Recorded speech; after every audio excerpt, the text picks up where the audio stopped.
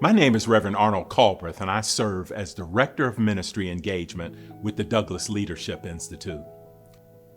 One of our areas of focus is strengthening the family, and one of the ways we do this is by focusing on the issue of life. So in an effort to be a voice for the voiceless, defenseless, purpose-filled preborn babies in the womb, the Douglas Leadership Institute has birthed a brand new initiative called the Jeremiah 1 and 5 Project. Did you know that since 1973, 20 million of the babies killed by abortion were Black? What can we do about this as pastors and preachers?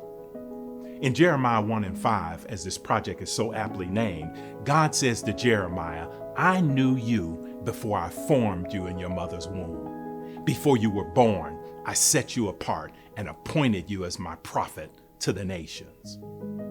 There are three life-affirming keys that jump out at us in this text: purview, personhood, and purpose. First, we see the purview of God. God sees and knows us in the womb.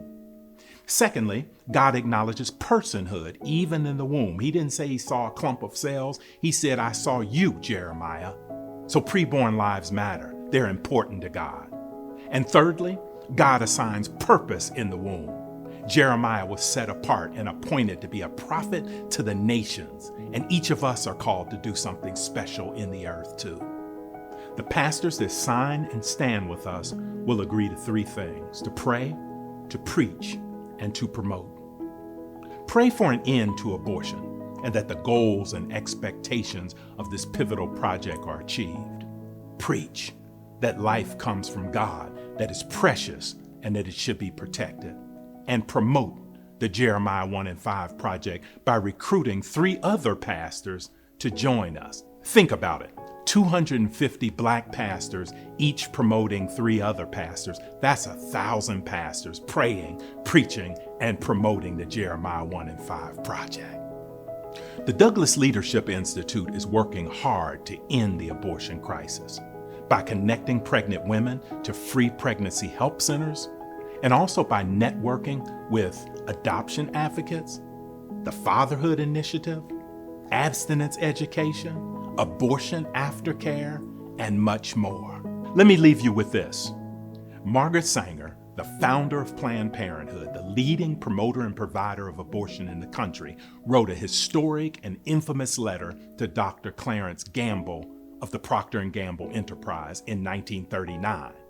She wrote, "We should hire 3 or 4 colored ministers, preferably with social service backgrounds and with engaging personalities. The most successful educational approach to the Negro," she wrote, "is through a religious appeal. We don't want the word to go out that we want to exterminate the Negro population, and the minister is the man who can straighten out that idea if it ever occurs to any of their more rebellious members." Since ministers were the group that the thief, the devil, John 10 and 10, strategically used to gain anti-life entry into our communities through Margaret Sanger and Planned Parenthood, then I dare to believe, men and women of God, that God wants to use pastors, preachers, ministers of the gospel to close that same door. Will you join us? The Jeremiah 1 and 5 Project needs you. Visit our website at dlinstitute.org to learn more and to sign up. Your help is desperately needed because lives depend on it. God bless you.